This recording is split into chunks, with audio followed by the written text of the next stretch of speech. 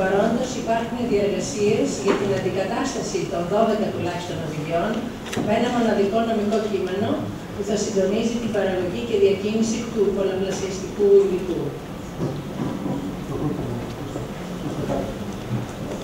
Ας δούμε τη λογική της ισχύουσας αλλά και της σχεδιαζόμενης νομοθεσίας.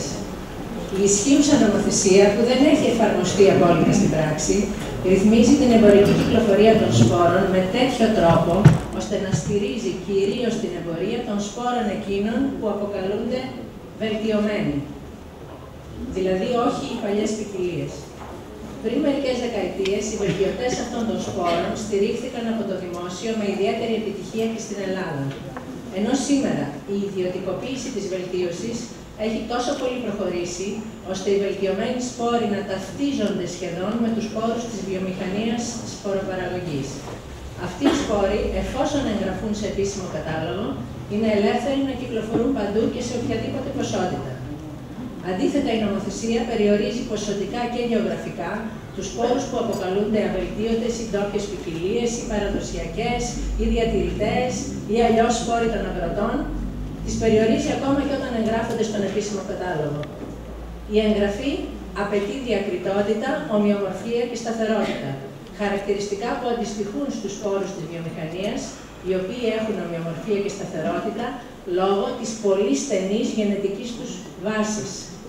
Αντίθετα, οι σπόροι των αγροτών με πολύ ευρεία γενετική βάση έχουν την ευεργετική δυνατότητα να προσαρμόζονται στις τοπικές συνθήκες, άρα δεν είναι σταθεροί. Ο νομοθέτης θεώρησε αυτήν την ιδιότητα αρνητική και μέσω του καταλόγου εξόρισε τους παραδοσιακούς σπόρους από την αγορά, αφήνοντας ως άλοθη κάποια μικρά παράθυρα και παρεκκλήσεις.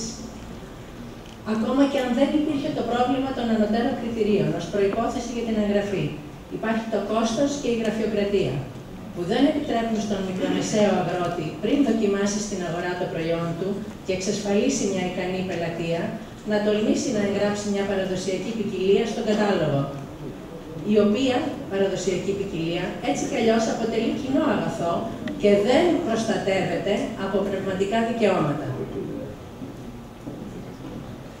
Αντίθετα, οι εταιρείες που επιπλέον κατοχυρώνουν πνευματικά δικαιώματα για τα υβρίδια τους έχουν ιδιαίτερο κίνητρο για να τα εγγράψουν στους καταλόγους. Τις τελευταίες δεκαετίες, οι επιπτώσεις της εφαρμογής αυτής της νομοθεσίας έχουν αποδειχτεί καταστροφικές για την αγροτική βιοποικιλότητα.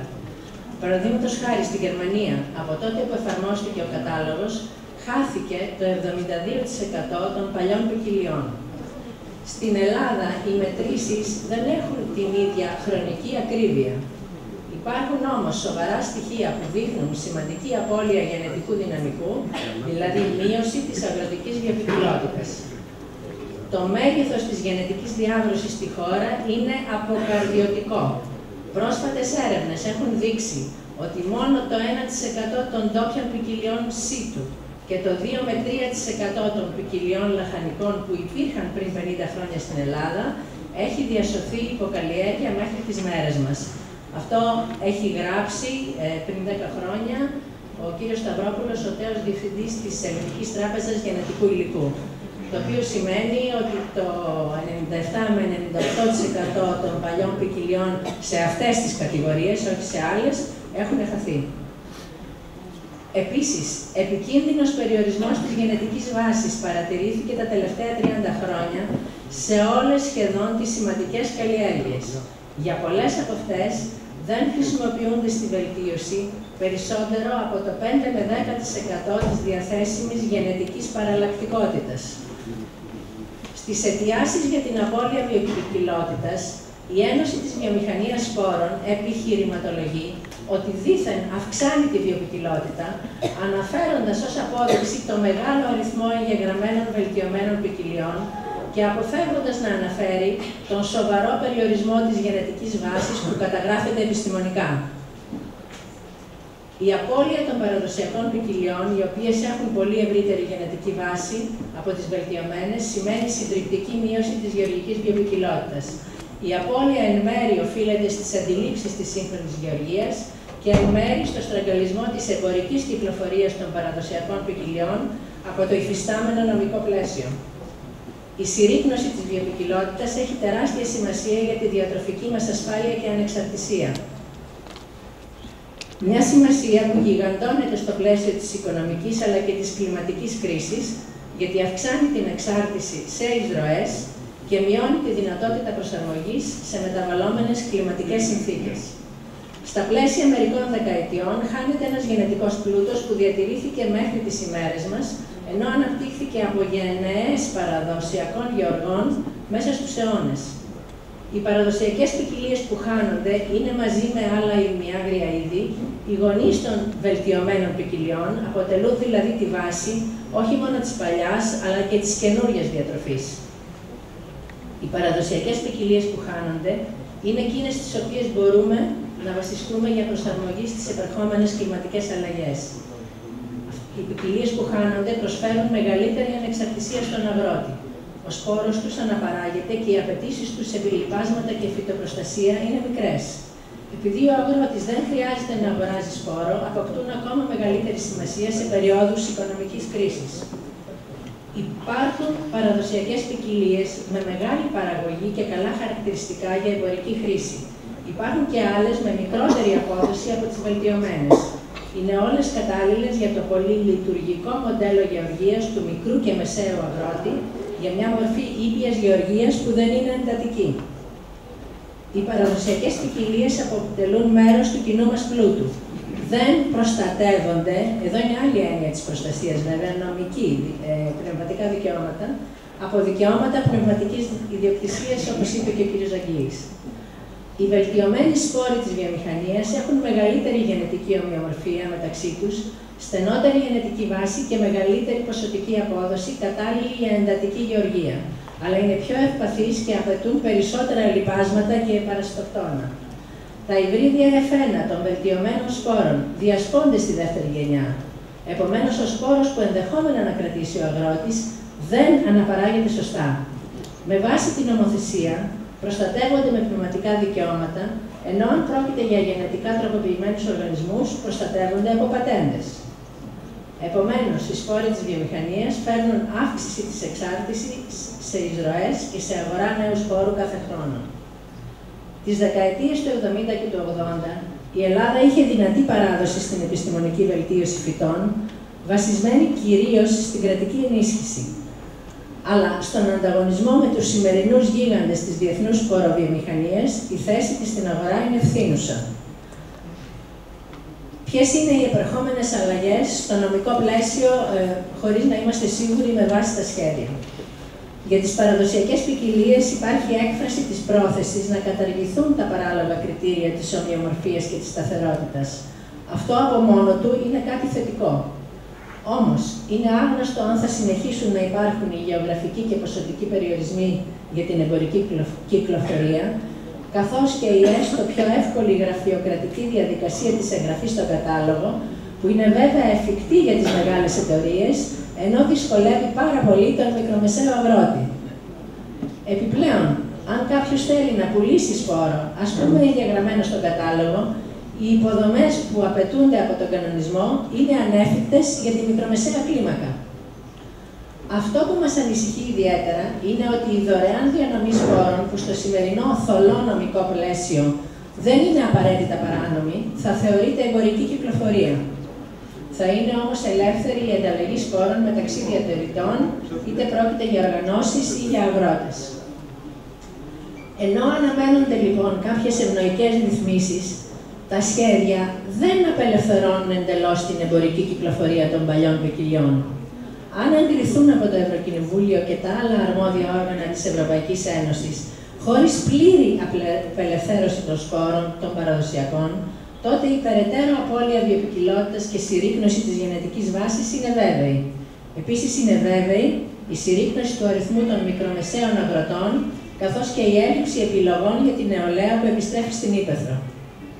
Τις τελευταίες δεκαετίες, η βιομηχανία σπόροπαραγωγής χαρακτηρίζεται από πολύ μεγάλη συγκέντρωση δύναμης. Οι μεγάλες εταιρείες συνεχώς εξαγοράζουν τις μικρές και τις μεσαίες, με αποτέλεσμα 3 μόνον πολυεθνικές και συγκεκριμένα η Monsanto, η DuPont και η Syngenta να ελέγχουν το 53% των σπόρων που πωλούνται παγκοσμίως. Επιπλέον, το 73% της παγκόσμιας εμπορικής διακίνησης σπόρων καλύπτεται από 10 μόνον εταιρείες. Επίσης, δεν είναι τυχαίο ότι πολλές από αυτές είναι και εταιρείες παραγωγής αγροχημικών ουσιών. Μέσω του ελέγχου της εμπορίας σπόρων, προωθούν κυρίως τα χημικά τους προϊόντα, από τα οποία κερδίζουν πολύ περισσότερα χρήματα σε σχέση με τους σπόρους. Η δύναμη που έχει αποκτήσει η βιομηχανία σποροπαραγωγής επηρεάζει όχι μόνο την νομοθεσία, ώστε αυτή να μην στηρίζει τους παραδοσιακούς σπόρους, αλλά και το μοντέλο της γεωργίας που η κοινωνία επιλέγει για το μέλλον της. Επηρεάζει επίσης και τα κριτήρια της γενετικής βελτίωσης. Ένα παράδειγμα. Παλιά στάρια, σε αντίθεση με τα σύγχρονα, είναι εκείνα που έχουν λιγότερη γλουτένη. Κάτι που σήμερα θεωρείται ευνοϊκό για την υγεία. Πρόκειται για ένα κριτήριο που δεν επιλέγεται από τις εταιρείες σποροβιομηχανίας. Με βάση τη σημερινή αλλά και την επερχόμενη νομοθεσία, η βιομηχανία σποροπαραγωγής δεν είναι υποχρεωμένη να αποκαλύπτει την ταυτότητα του γενετικού υλικού που χρησιμοποίησε για τη βελτίωση. Το είπε και ο κ. Κουτής. Δηλαδή, μεταχειρίζεται δωρεάν και με αδιαφάνεια τον φυσικό πόρο της αγροτικής βιοποικιλότητας, δηλαδή τις παλιές ποικιλίες και τα άγρια είδη.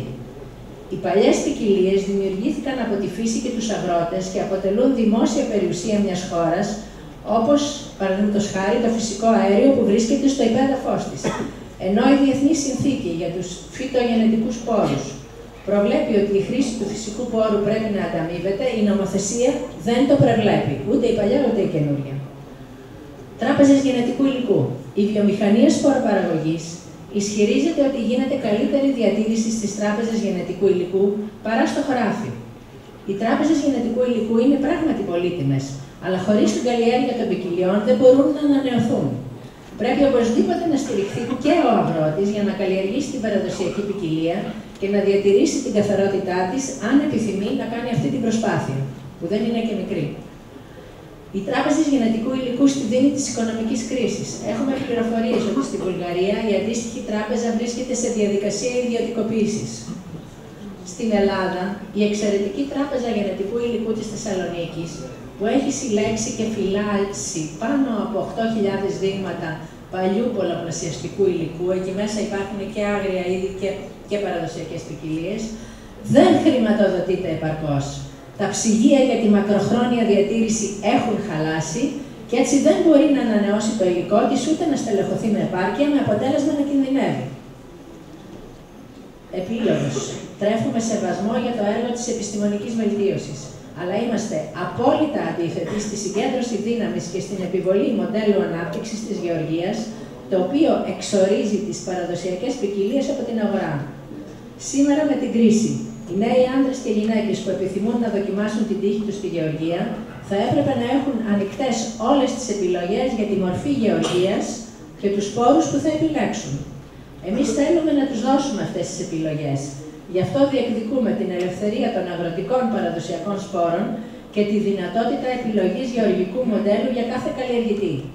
Εξάλλου, τι κατάφερε το σημερινό γεωργικό μοντέλο? Μέσα σε 30 χρόνια, η Ελλάδα που είχε θετικό εμπορικό ισοζύγιο, βρέθηκε σήμερα να εισάγει το 40% των τροφίμων που καταναλώνει. Τέλος, διεκδικούμε οριστική πάυση στην απώλεια της βιοποικιλότητας. Η γεωργική βιοποικιλότητα έχει μεγάλη στρατηγική αξία, γιατί αποτελεί θεμέλιο για τη διασφάλιση της διατροφής των ανθρώπων και των ζώων. Σας ευχαριστώ πολύ.